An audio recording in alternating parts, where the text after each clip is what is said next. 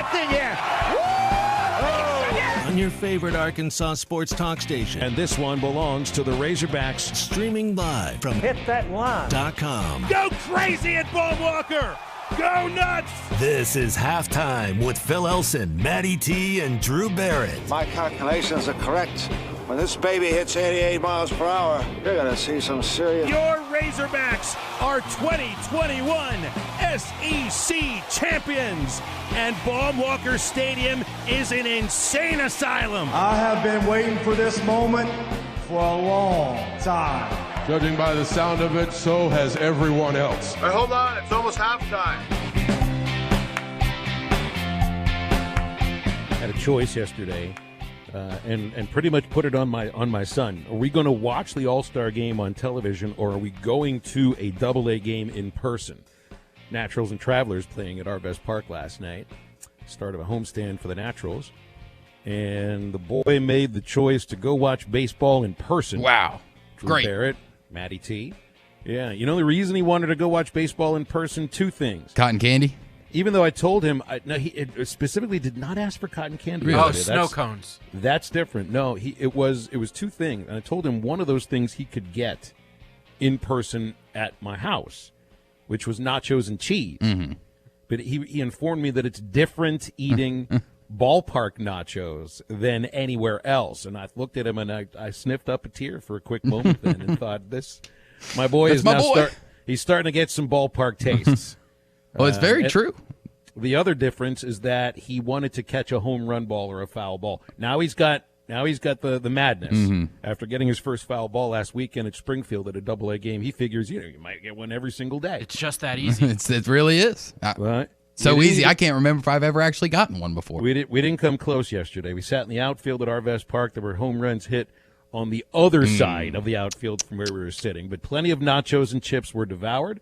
No cotton candy. And he and I did not watch the All-Star game last night. I don't think he'd be interested in the All-Star game. I felt like he'd be able to connect a little bit better to just the experience of being at a ballpark. And if he was lucky enough to get a ball for a second day, I mean, that would have pretty much cinched the deal. Put the cherry on top of the ballpark experience. Yeah, pretty much. And I do enjoy the All-Star game, watching it on television, even though I don't like baseball on TV too much.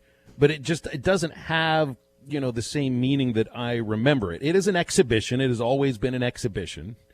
But there's the major difference now in the All-Star game. And one of the reasons that all those years back when Bud Selig was still running Major League Baseball as the commissioner, they instituted the winning league gets home field advantage in the World Series, which was just ridiculously stupid. They only did that to try to give a little incentive for the players to care about who won the game.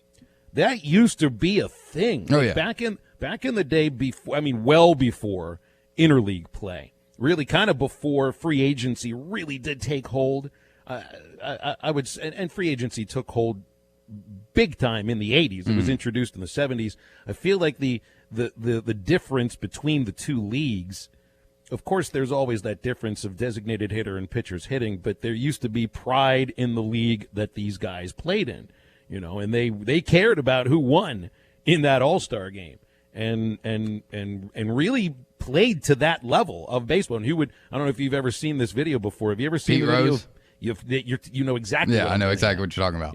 I mean, first of all, Rose would be probably ejected for that kind of for sure that kind of base running now, taking out a catcher in Ray Fosse. He was still a part of I think he's still part of the Athletics broadcast team, but nobody would play like that anymore. Now it's everybody's not everybody is friends, but it's all happy fun and now it's more about the players being mic'd up on the field and wondering if there are going to be any illicit language dropped. I did watch the last couple of innings. Liam Hendricks did drop, I forget the exact word, but it was something when the catcher came out and he talked about he didn't have a certain pitch that he could control. I think there was a word he said that he shouldn't have said. Maybe that was that and the home run by Guerrero, by Vladdy Jr., probably the most entertaining parts. Although Ohtani does throw a scoreless inning. I was 10 strikes out of 14 pitches. Kind of wondered if he'd be able to throw the day after all those swings in the home run derby, but he was fine. And the American League wins another one, and you just move right past it. It's what is it? 9 years in a row? 9 I believe All-Star so. games It's in a row? 9, yeah.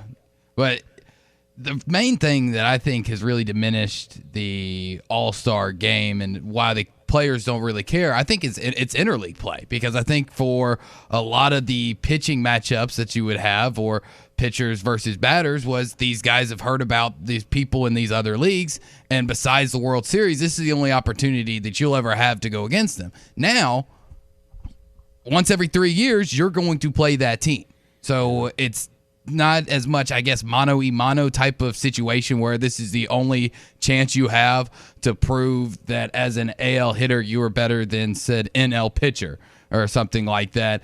And I like the mic'd up stuff. I don't think I would enjoy it for all 162, but it's nice to kind of hear about what they're thinking about on the field and get to know them a little bit more personally, type of situation. And I like the All-Star game. I mean, the uniforms are terrible this year, but for the most part, I like the All-Star game. I saw those referred to as pajamas in some cases. Uh-oh. There's been some pretty heavy breaking news that just came out involving Arkansas basketball, and I thought maybe there would be breaking news involving Kevin O'Banner, the power forward out of Oral Roberts, but he may be looking at tomorrow or Friday to make his choice public between Texas Tech and University of Arkansas. But Darian Ford has committed to be an Arkansas Razorback.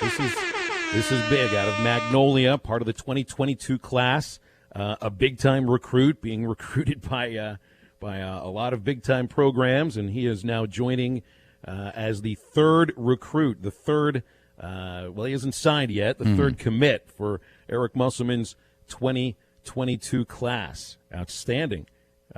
Great news.